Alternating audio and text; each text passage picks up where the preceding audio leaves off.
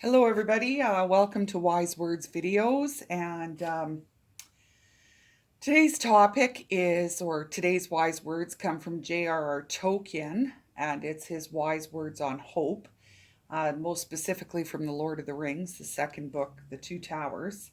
Um, I'm hoping I can still get this out this weekend. We're digging ourselves out of a Alberta Clipper here, and for those who don't know what that is, it's a wet storm off the Rockies that brings a lot of moisture and snow and blizzard and fast winds that kind of pick up speed as it rolls across the prairies, polishes our highways like a Zamboni.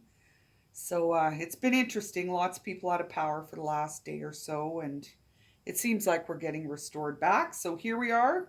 I want to take a few minutes and do up this video. I have been thinking about it I decided on this topic in this particular excerpt earlier in the week, and I've been thinking about it for the last couple of days. So I got a few thoughts to share. First of all, disclaimer: all images and quotes are used under the fair use guidelines. And again, like I said, I'm using my phone for this, so I apologize for the low quality of the image. And of course, you're looking at my TV there because I have a picture of the movie on it, kind of the point at which I'm talking about. So, anyways, let's move right along. Although Tolkien was a follower of Jesus Christ, this is not a theological discussion of hope, which, of course, from a theological standpoint, in terms of hope in Christ, that is a supernatural covenant. That is a completely different topic. And someday I hope to do some theological videos, but that's not what this is. This is rather a material, emotional, and mental discussion of hope. It's much more a pragmatic case for hope is really what I want to do with this video today. So let me start off by setting the scene. For those who aren't Tolkien fans, who don't know The Lord of the Rings, there's a great war about to take place between men and some of their allies and this evil lord who is seeking to take over the entire world, Middle Earth as it's called. And this particular nation of men, the nation of Rohan, has fled to their fortress, Helm's Deep, and they're looking at a war of 10,000 against 300, and it is seemingly insurmountable. And the scene that I want to talk about, or where these words take place, is right prior to the battle. They've conscripted all these young boys and older men to have to fight because they have so few men. And there's this young boy called Hal. His name is Haleth, and he's standing, there with a sword in his hand, perhaps the first time he's ever had a sword in his hand. And the people's chosen general, Aragorn, looks at him, and he looks up at Aragorn, who is one of the main male protagonists in the entire series of The Lord of the Rings, and is quite very much a symbol of hope and a man of hopefulness for his people. And this young boy says, "They say we won't last the night. They say there's no hope." At which point Aragorn says, "Give me your sword," and he plays around with his sword a bit, and he checks the blade for its weight and its capacity, and he says to this young boy, he leans over and says to him, he says, this is a good sword. You have a good sword." And then he puts his hand on his arm and he says, "There is always hope."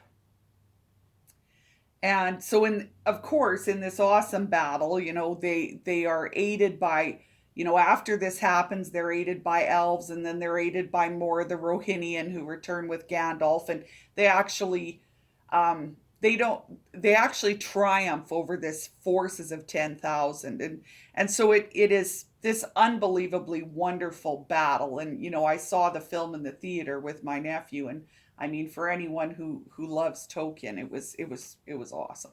But so now somebody would say to me immediately, "Well, Lorley, in life, life isn't a fairy tale, right? This is a fairy tale. We can't always have hope because this is make believe." Well, I'm choosing an illustration of a fantasy story, but there are as many stories of people overcoming insurmountable odds in real life, in real war, in stories of people with disability, in stories of people, I mean, you name it. Every single civilization, every single race, every single country, there are tales of real people who overcame insurmountable odds and had no reason to hope, had only reason to despair, but still chose hope and overcame. So, we don't get to just write off this whole topic like it's some fantasy or some fairyland. Again, I want to approach this from a very pragmatic case. So, firstly, when we think about hope, hope is not um, some like fantasy without action, some Pollyanna or rose colored glasses. Like, hope is actionable. In the case of this example from the two towers, I mean, they have done everything they can do to prepare for this battle. They're not just sitting there saying, well, we hope we win.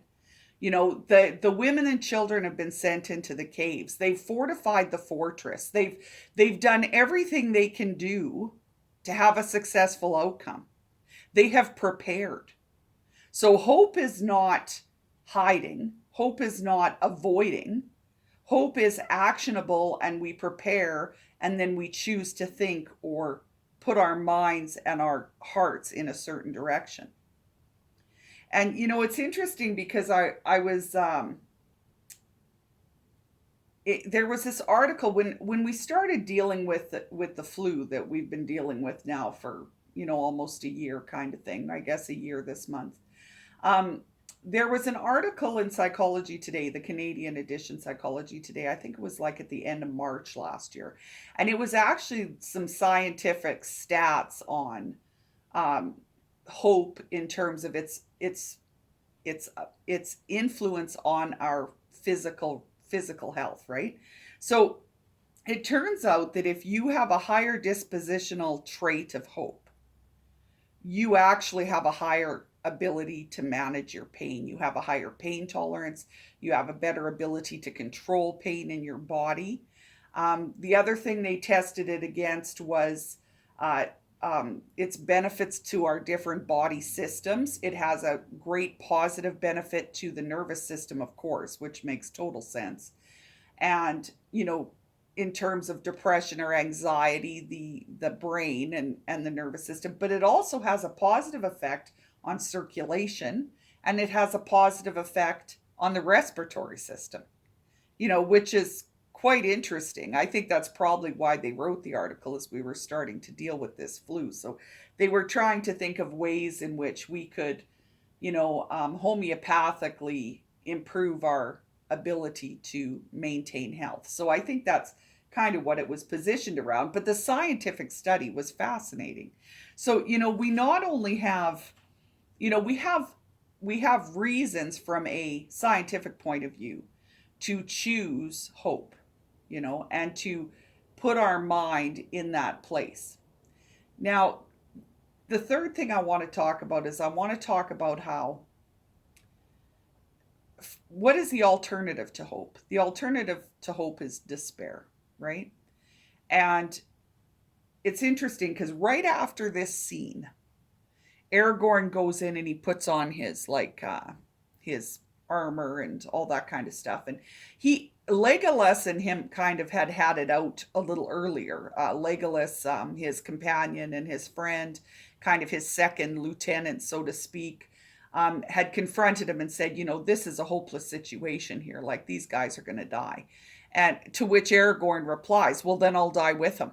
You know what I mean? And basically wanted to forge forward and be positive. And so right after he meets with this young boy, he's putting on his armor, and Legolas comes and hands him his sword, and he says, you've always led us well. He says, I was wrong to despair.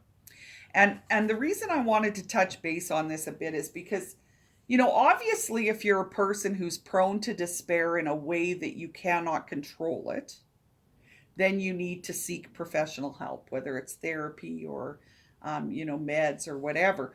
But if you're prone to despair out of just choice, if you're prone to despair out of kind of a willful choice, so to speak, the consequences of not choosing hope will eventually affect and erode your relationships. Because when someone is in despair and they come to a friend or a loved one or a family member looking for encouragement, we give that. That's how we show love to one another. We help each other through hard times. We help each other through difficult times. Whether a family member is going through illness, whether somebody's going through, has no job, financial stress. There's lots of tough times that we go through, and we need one another to encourage us through that. Um, so it's important to recognize that despair does happen, and we do experience despair. And it's a natural emotion, and it's a part of our experience. But there's a difference between experiencing despair as a kind of accurate assessment of the situation in life and a healthy emotional response, and those who kind of choose despair, choose to look at things in a non positive or hopeful light. So we know if we do that, we're not going to have the physiological benefits of hope, but we're also going to have some relational consequences in that, whether it's Winnie the Pooh's character Eeyore, or the negative person in your life. Even though we love people and we want them in our life, if somebody is willfully disparaging, or not disparage, sorry, willfully in despair, so choosing it beyond when they could choose other things, that is a difficult thing to contend with as a friend or a loved one, because that is a very emotionally taxing thing to always have to try and encourage somebody out of despair. And again, if you tend to fall into despair because you're not well, then you need to seek out help for that. There should be within every person a natural capacity to engage in or be hopeful. So if you're finding you don't have that, then I would pursue it.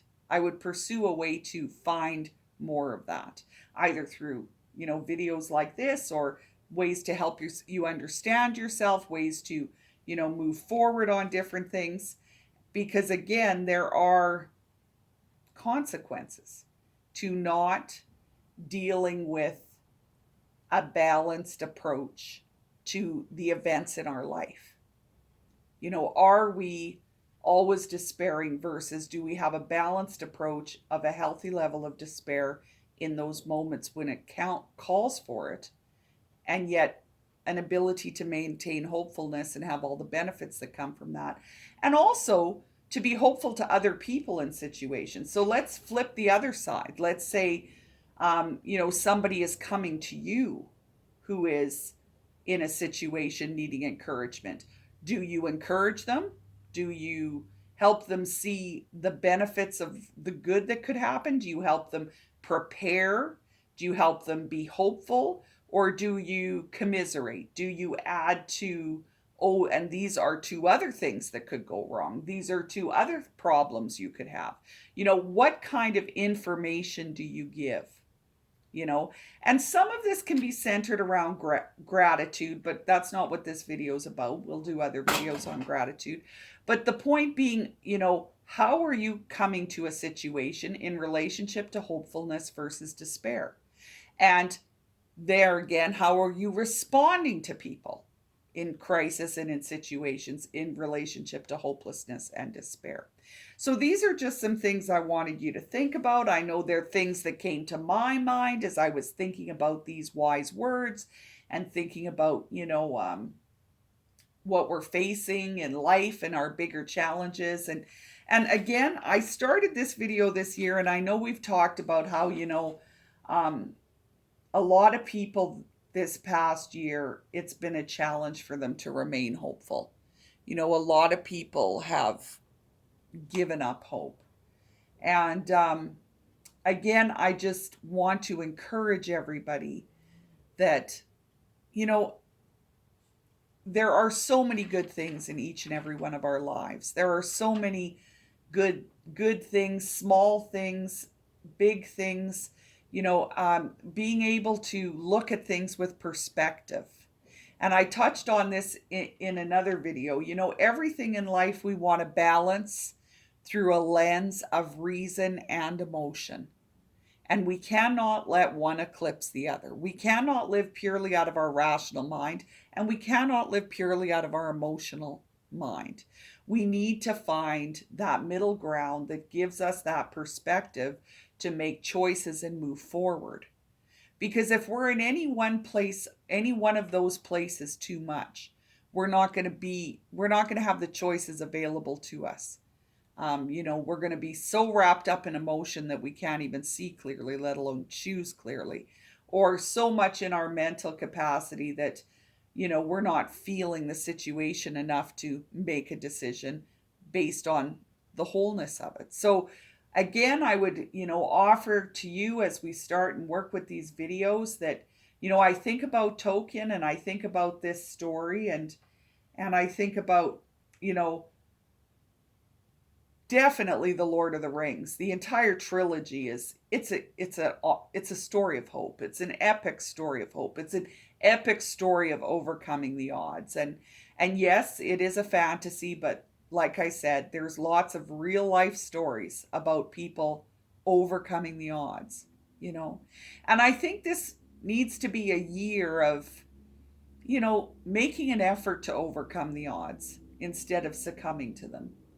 And again, if I can help in any small way in that regard, I offer that to you. And as I said in the earlier videos, part of doing this stuff is about, again, what are the voices that we seek out? Are we seeking out voices that help us look at character and virtue and hope and truth, or are we surrounding ourselves with voices that don't share those values, seek those values, or even discuss those values in a context of fairness and liberality of ideas and perspectives? So, I hope this was of use to you today. And, I, again, from a pragmatic point of view, there's lots of reasons why I choose hope. But again, as a realist and a pragmatist, I don't just choose hope because I'm a hopeful person or I'm a positive person or any of those kinds of things. As a pragmatist, I choose hope because it is often the most practical, useful, and logical choice in any given situation. Um, it is not useful to dwell in despair. It will not move you through life in a way that will benefit you and your relationships and your health. So, on that note, I'm going to finish watching The Two Towers because I dug out my video for this, and I just offer this to you, and of course, an obvious shout out to Tolkien. He's one of my favorites. So, thank you so much for your time and your attention, and we'll talk to you again. Bye bye.